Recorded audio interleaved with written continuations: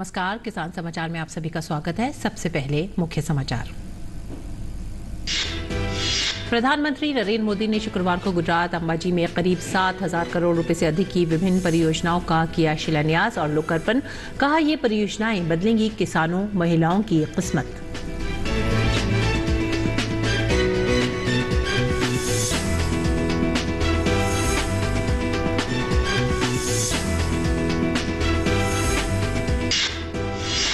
केंद्रीय रसायन एवं उर्वरक मंत्री डॉक्टर मनसुख मांडविया को दुबई के मेसर्स एग्रीफीड्स के साथ मद्रास फर्टिलाइजर्स लिमिटेड का समझौता ज्ञापन किया गया प्रस्तुत। कहा, भारतीय किसानों को उर्वरकों की दीर्घ अवधि आपूर्ति सुनिश्चित करने के लिए किए जा रहे हैं काम। वैश्विक आपूर्तिकर्ताओं के साथ भारत की साझेदारियां उत्पादक संघ की समस्या का भी करेंगी समाधान।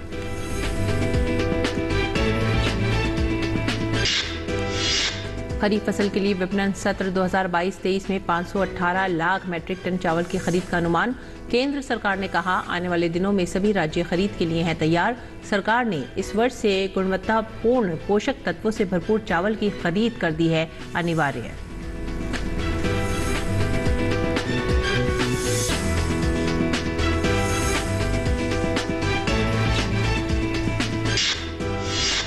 केंद्रीय मंत्री स्मृति ईरानी ने शुक्रवार को कर्तव्य पथ पर पोषण उत्सव का किया उद्घाटन। कहा, बच्चों, किशोरियों, गर्भवती महिलाओं और स्तनपान कराने वाली माताओं की पोषण स्थिति में समयबद्ध तरीके से सुधार करना है पोषण उत्सव का उद्देश्य।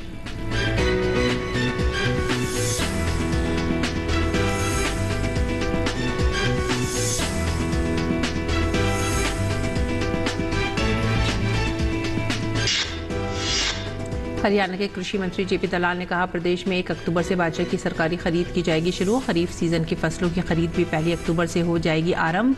सरकार द्वारा 2 लाख मीट्रिक टन बाजरे की जाएगी खरीद। बिजाई के रकबे को देखते हुए किसानों को भावांतर भरपाई योजना का दिया जाएगा लाभ।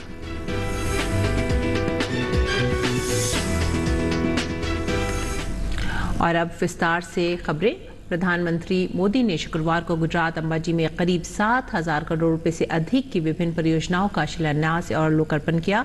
प्रधानमंत्री ने कहा कि इन परियोजनाओं से यहां किसानों और महिलाओं की किस्मत बदलेगी। प्रधानमंत्री ने कहा कि अब बनासकांठा की तस्वीर बदल चुकी है। अब यहां सब्जियों के साथ अनार और अंगूर भी पैदा होंगे, जिससे किसानों की हालत बेहतर होगी।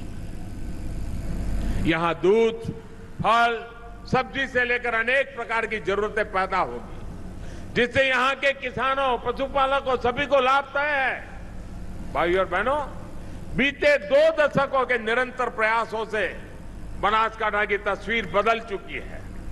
नर्मदा के नीर, सुजलाम सुफलाम और ड्रिप इरिगेशन ने स्थिति को बदलने में बड़ी भूमिका निभाई है।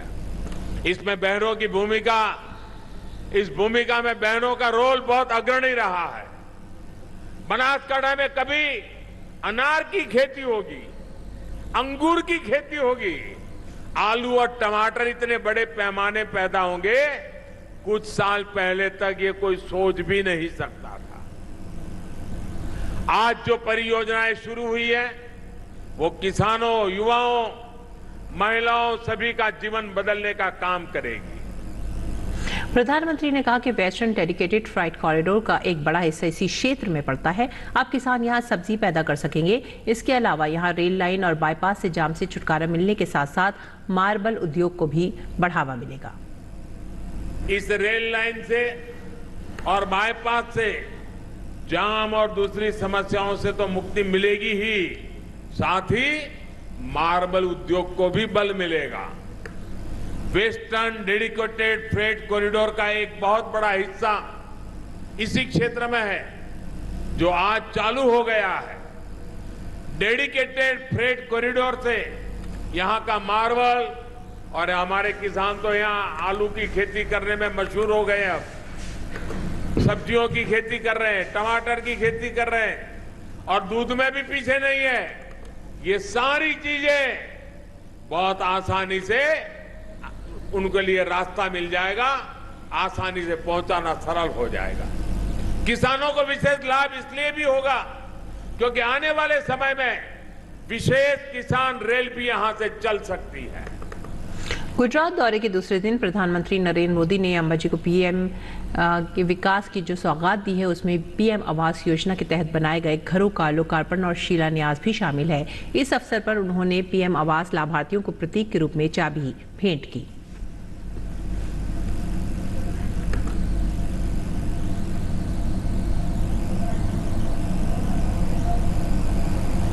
आज जिन 45,000 से अधिक घरों का लोकार्पण और करीब लोकार्पण और शिलान्यास मिला दें तो 61,000 उन सभी लाभार्थियों को भी मेरी तरफ से बहुत बहुत बधाई देता हूं। उन बहनों को विशेष शुभकामनाएं जिन्हें आज अपना घर मिला है। इस बार आप सभी की दिवाली नए घर में मनेगी, अपने खुद के घर में मनेगी।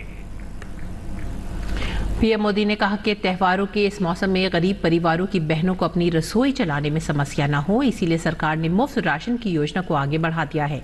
इस स्कीम पर केंद्र सरकार करीब 4 लाख करोड़ रुपए खर्च कर रही है। त्योहारों के इस मौसम में गरीब परिवारों की बहनों को अपनी रसोई चलाने में समस्या ना हो, इसलिए सरकार ने मुफ्त राशन की योजना भी आने वाले 3 महीने के लिए और बढ़ा दी है। मुश्किल समय में देश के 80 करोड़ से अधिक साथियों को राहत देने वाली स्कीम पर केंद्र सरकार करीब करीब 4 लाख करोड़ रुपए खर्च कर रही है। 4 लाख करोड़ रुपए। केंद्रीय रसायन एवं उर्वरक मंत्री डॉक्टर मनसुख मांडविया को दुबई के मेसर्स एग्रीफीड्स के साथ मद्रास फर्टिलाइजर्स लिमिटेड का समझौता ज्ञापन प्रस्तुत किया गया। इस अवसर पर डॉक्टर मांडविया ने कहा कि भारतीय किसानों को उर्वरकों की दीर्घ अवधि आपूर्ति सुनिश्चित करने के लिए वैश्विक आपूर्तिकर्ताओं के साथ भारत की साझेदारियां कुछ वैश्विक कंपनियों द्वारा किए जा रहे कार्टेलाइजेशन की समस्या का भी समाधान करेंगी। देश के कृषक समुदाय के लिए डीएपी और एनपीके उर्वरकों की उपलब्धता में सुधार लाने की दिशा में एक उल्लेखनीय कदम के रूप में मद्रास फर्टिलाइजर्स लिमिटेड ने 3 वर्षों के लिए सालाना फॉस्फोरिक एसिड सॉल्यूशन का 30,000 MT प्राप्त करने के लिए दुबई के मेसर्स एग्रीफीड्स के साथ एक MOU पर हस्ताक्षर किए हैं। फॉस्फोरिक एसिड की इस मात्रा का उपयोग करने के जरिए लगभग 1.67 LMT NPK का उत्पादन किया जाएगा। ये MFL के जटिल उर्वरकों की कुल संस्थापित क्षमता के 59.6% को उत्पादित करने की P205 आवश्यकता की पूर्ति करेगी। डॉक्टर मनसुख मांडविया ने कहा कि फॉस्फोरिक एसिड DAP एवं अन्य जटिल NPK उर्वरकों के विनिर्माण के लिए एक महत्वपूर्ण कच्चा माल है।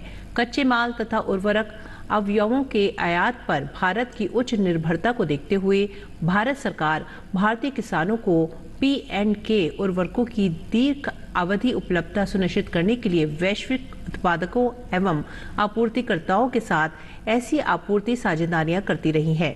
उन्होंने जोर देकर कहा कि इस प्रकार के समझौता ज्ञापनों का महत्व आगामी फसली सीजन से पहले और बढ़ गया है, क्योंकि ये न केवल देश में खाद्य सुरक्षा सुनिश्चित करने की दिशा में योगदान देगा, बल्कि वैश्विक खाद्य सुरक्षा को सुदृढ़ बनाने में भी सहायता करेगा। और खरीफ फसल के लिए विपणन सत्र 2022-23 में 518 लाख मीट्रिक टन चावल की खरीद का अनुमान है। सरकार ने कहा है कि आने वाले दिनों में सभी राज्य खरीद के लिए तैयार हैं। तमिलनाडु में धान की खरीद शुरू हो गई है। पिछले वर्ष की तुलना में अब तक लगभग 2.71 लाख मीट्रिक टन धान की खरीद हो चुकी है। सरकार ने इस वर्ष से गुणवत्तापूर्ण पोषक तत्वों से भरपूर चावल की खरीद अनिवार्य कर दी है। आगामी खरीफ विपणन सत्र के दौरान राज्यों ने पोषक अनाज के अंतर्गत खरीद के लिए 13.71 लाख मीट्रिक टन मोटे अनाज की मात्रा प्रस्तावित की है।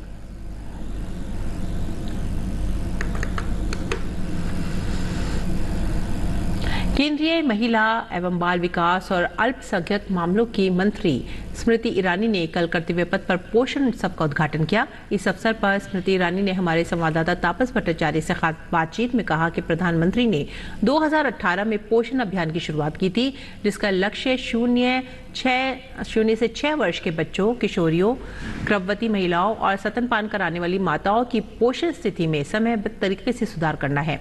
कर्तव्य पथ में पोषण उत्सव के उद्घाटन के अवसर पर बोलते हुए उन्होंने कहा कि पोषण अभियान ने देश में जन आंदोलन का रूप धारण कर लिया है। स्मृति ईरानी ने साथ ही लोगों से कर्तव्य पथ में आकर पोषण उत्सव का दौरा करने का आग्रह भी किया।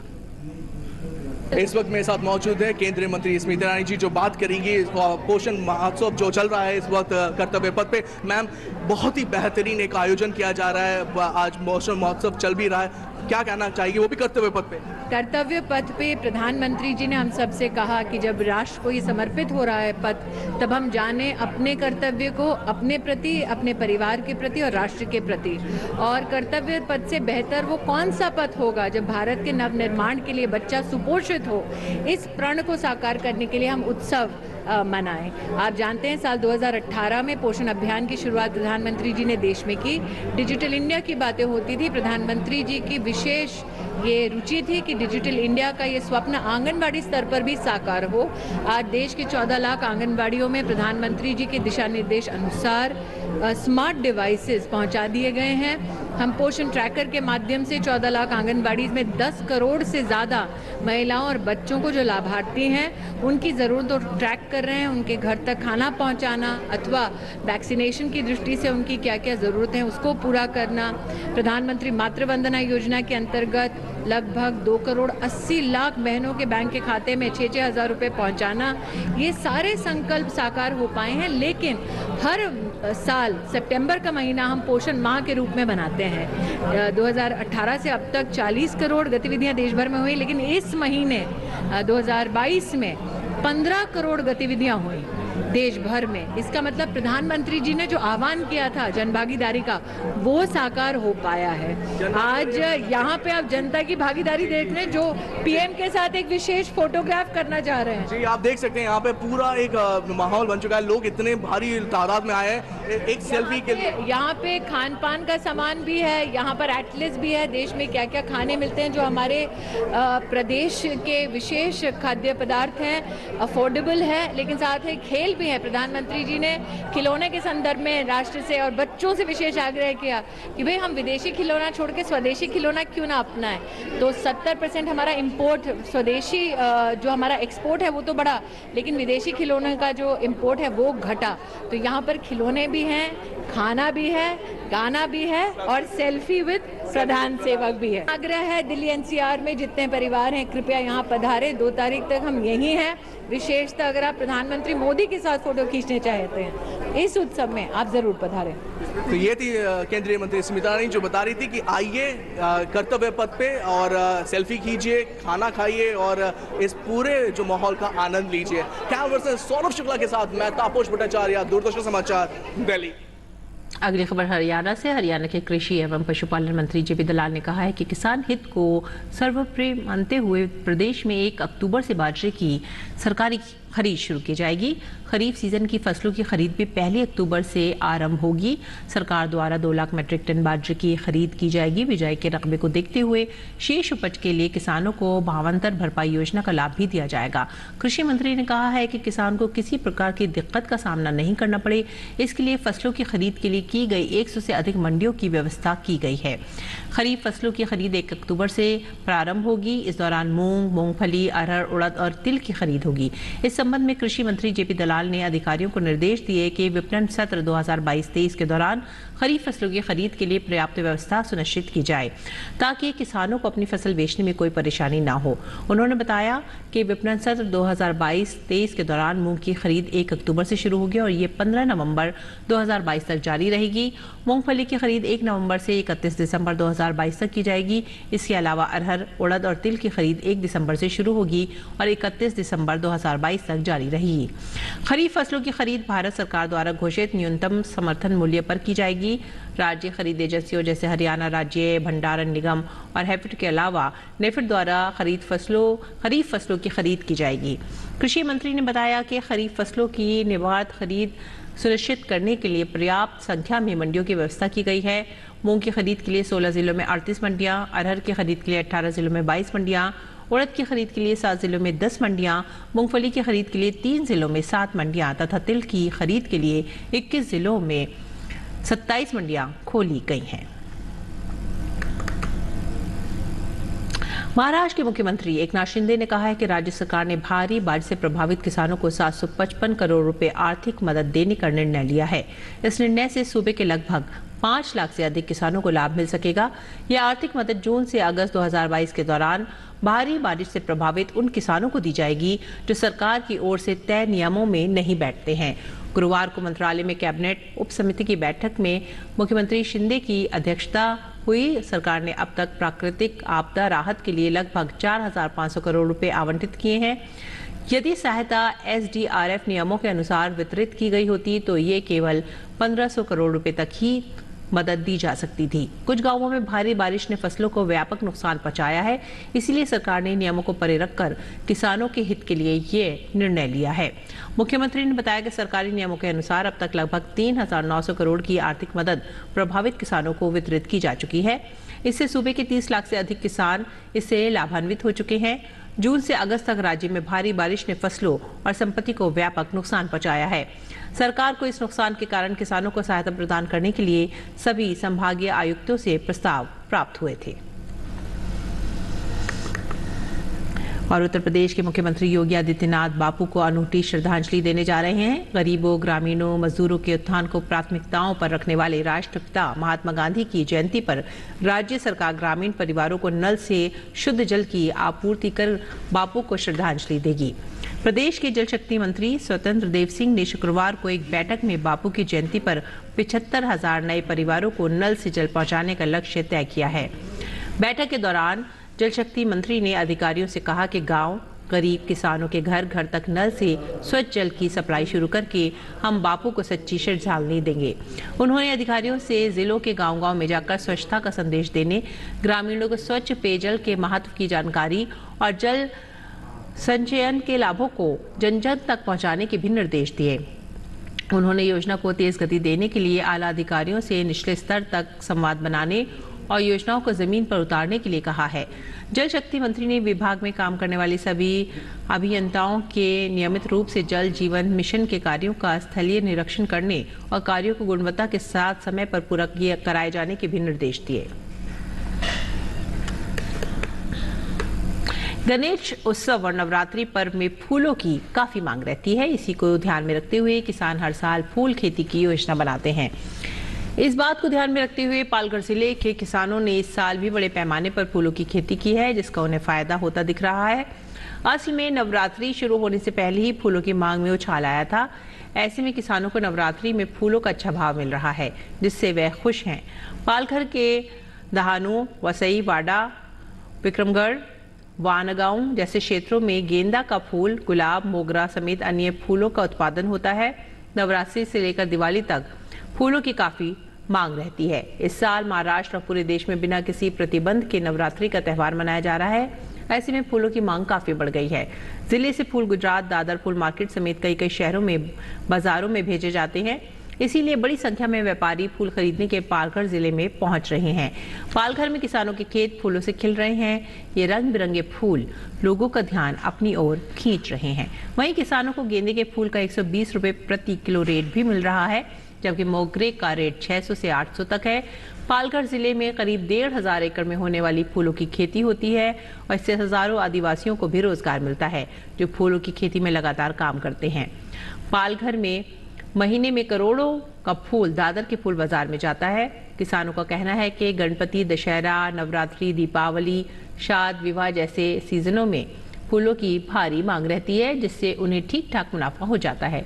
किसान वैभव पाटिल ने कहा है कि नवरात्रि, दशहरा, दीपावली में फूलों की ज्यादा मांग रहती है। इस साल भारी बारिश के कारण फूल की खेती को काफी नुकसान पहुंचा था, जिसकी वजह से किसानों को नुकसान उठाना पड़ा था। ऐसे में रेट अच्छा मिलने से मुनाफा मिलने की उम्मीद है। और अब बात मौसमी खेती की, देखते हैं किसान इस मौसम में कैसे रख सकते हैं अपने खेतों का ध्यान।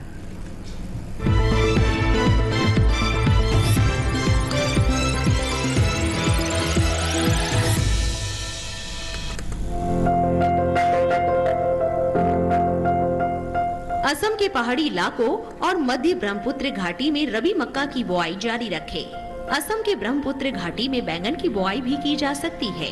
वहीं उत्तरी ब्रह्मपुत्र घाटी में ब्रोकली और फूल गोभी की बुआई इस समय कर सकते हैं। मेघालय के निचले इलाकों में किसान इस समय साली धान, फ्रेंच बीन, लोबिया, अदरक, हल्दी, बैंगन और मिर्च की बुआई कर सकते हैं। इसके अलावा यहाँ मूली, गाजर और शलजम जैसी जड़ वाली सब्जियां भी बोई जा सकती हैं। मणिपुर में अदरक की फसल तैयार हो रही है, इसके समय पर खुदाई कर ले। मिजोरम के किसान सोयाबीन के खेतों में जल निकासी का उचित प्रबंध करें। नागालैंड में साफ मौसम होने पर तिल की कटाई कर ले। हिमाचल प्रदेश के उत्तरी पहाड़ी शीतोष्ण शुष्क इलाकों में जौ की पकी फसल की कटाई जारी रखें। हिमाचल प्रदेश में मटर की बुआई भी की जा सकती है। यहाँ के उपोष्ण कटिबंधीय आर्द्र इलाकों में फूल गोभी, पत्ता गोभी, ब्रोकली, गाजर, मूली, चुकंदर और शलजम की बुआई भी कर सकते हैं। जम्मू और कश्मीर के उपोष्ण कटिबंधीय हिस्सों में सरसों की बुआई जारी रखें। यहाँ घाटी के समशीतोष्ण इलाकों में धान, मक्का, बाजरा और चारा फसलों की कटाई करते रहे। उत्तराखंड के भाबर और तराई इलाकों में आलू की बुआई के लिए खेत तैयार कर ले। उत्तराखंड के मैदानी और तराई वाले इलाकों में पत्ता गोभी और ब्रोकली की बुआई जारी रखें। वहीं उत्तराखंड के मध्यवर्ती, उत्तरी और घाटी वाले इलाकों में धान की पकी फसलों की कटाई कर ले। यहाँ पालक, मूली, धनिया और राई की बुआई की जा सकती है। दिल्ली में मिर्च, बैंगन, टमाटर, फूल गोभी, सरसों, मटर और गाजर की बुआई कर ले। झारखंड के पश्चिमी पठारी हिस्सों में पकी मूंग की कटाई कर ले। उप हिमालय पश्चिम बंगाल के तराई वाले हिस्सों में 3 या 4 सप्ताह पहले बोई बैंगन की फसल की देखभाल करते रहे। गांगे पश्चिम बंगाल के तटीय इलाकों में पान के बागानों से जल निकासी की व्यवस्था कर ले।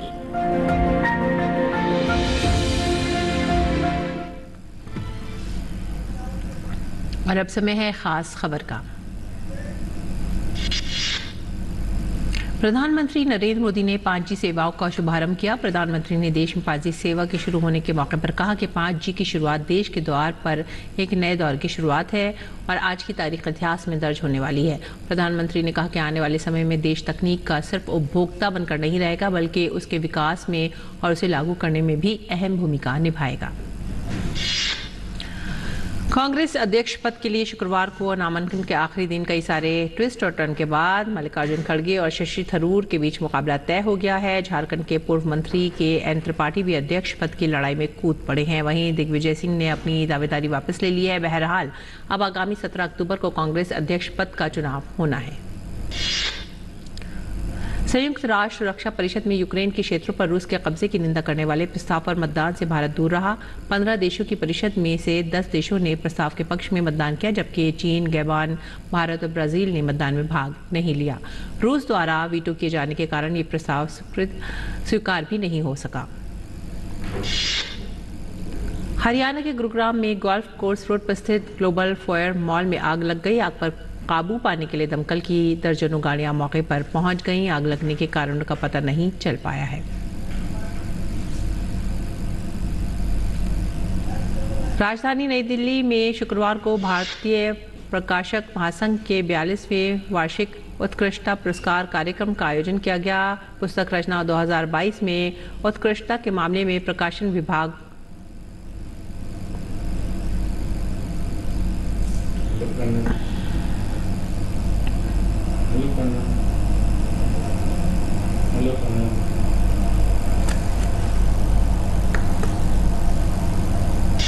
कोविड टीकाकरण अमृत महोत्सव कल संपन्न हो गया। ये अभियान 15 जुलाई को शुरू हुआ था। सभी राज्यों और केंद्र शासित प्रदेशों ने 75 दिवसीय अभियान में पात्र वयस्क लोगों के लिए निःशुल्क कोविड टीकाकरण की एहतियाती खुराक के लिए विशेष अभियान आयोजित किए।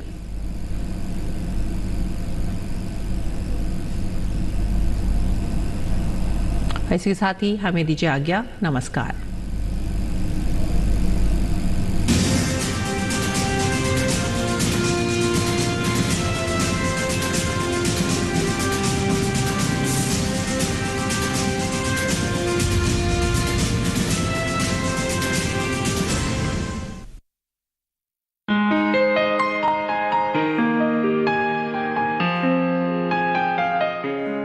के शरीर पर गांठें और तेज बुखार का आना। क्या पशु बन रहे हैं घातक बीमारी का निशाना? टीकाकरण के साथ जरूरी है सावधानी अपनाना। लंपी स्किन डिजीज से अब नहीं होगा घबराना। देखिए लंपी स्किन डिजीज, लक्षण और बचाव अपना पशु चिकित्सक में रविवार शाम 6:30 बजे।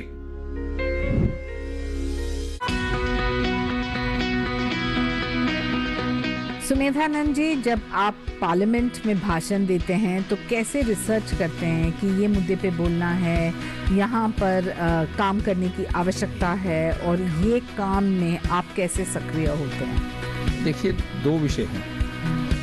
एक तो हम जब पब्लिक के बीच में जाते हैं, क्योंकि मैं मेरे क्षेत्र में सक्रिय रहता हूँ, और एक अंतिम से अंतिम व्यक्ति तक जाकर के मिलता हूँ, तो मुद्दे वहाँ से निकलते हैं। दूसरा राष्ट्र पक्ष है।